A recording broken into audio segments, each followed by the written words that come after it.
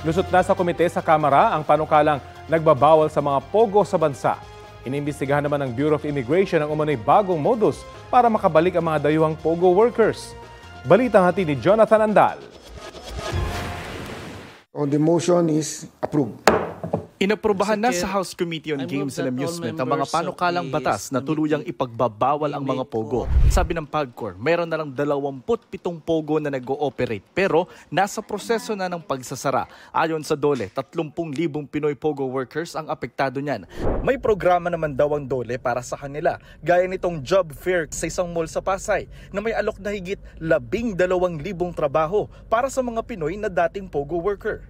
20,000 foreign pogo workers naman ang nagpa-downgrade na ng visa mula working para maging tourist visa. Ayon sa Bureau of Immigration, mahigit 10,000 sa kanila nakaalis na ng Pilipinas. Pero ang isang kongresista, may nabalitaan umano na bagong modus. May bago daw na parang modus no dun sa BI.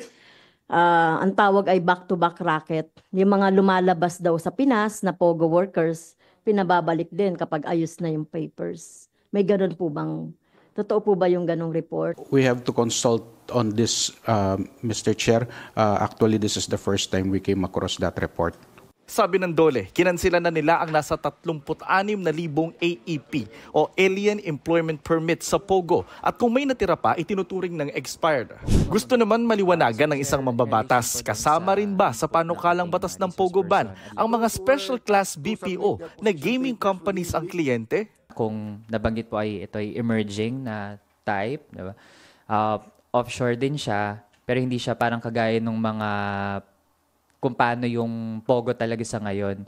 So, kung saan po natin i-draw yung line, ano yung mababan talaga, ano yung hindi. So, I think, Mr. Chair, isa yun sa mga dapat na maging malinaw.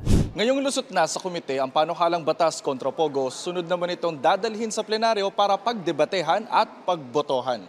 Jonathan Andal, nagbabalita para sa GMA Integrated News.